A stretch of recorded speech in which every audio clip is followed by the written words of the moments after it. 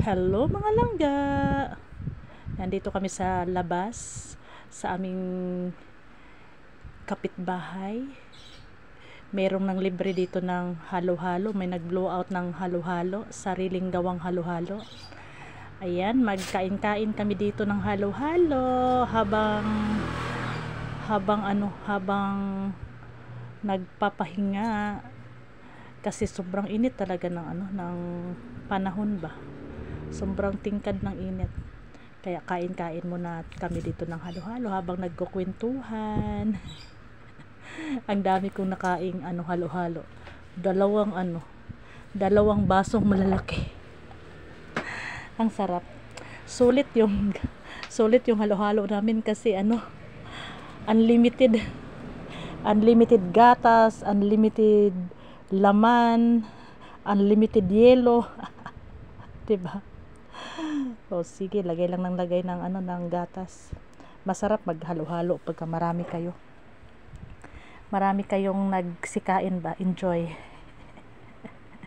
At saka sulit talaga pagka yung halo-halo, hindi mo ba yung binili na yung binili na kunyari isang baso bibilhin mo, 'di ba? Ang mahal-mahal.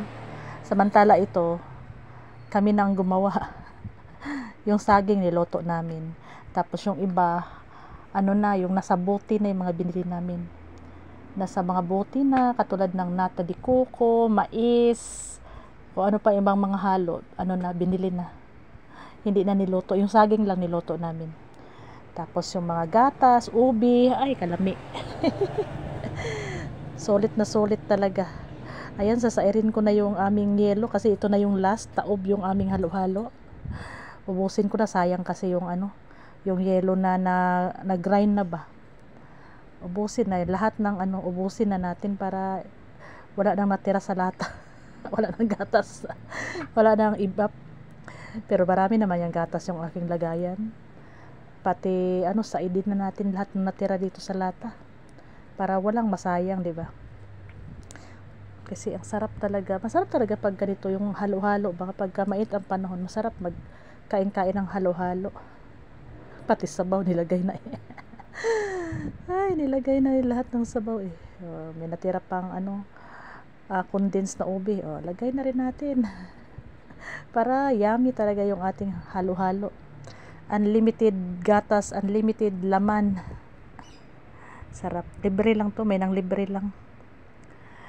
May nang libre yung kapatid ko ng libre ng siyang bumili ng mga ricado ng panghalo-halo. Kaya ito, kain-kain tayo ng halo-halo habang nagtatambay sa labas ng bahay. Pagka umaga kasi, hindi pa dito malilim ba. Masyado pang matingkad ang araw. Ngayon, tamang-tama malilim na. Kaya nandito kami sa labas. Nagsilabasan ang mga nagsilabasan ang mga nagtatago sa init ng araw. Ayan, thank you sa lahat ng mga mga nanonood. Salamat sa pagtsatsaga ninyo sa aking mga video. Ayan, sabayan niyo na rin ako habang kumakain ng halo-halo, kain na rin kayo diyan mga langga para masaya. Diba? Sige, higupin mo na lahat ng sabaw. Sarap talaga ng ang tawag ito, ng malamig. Ang malamig.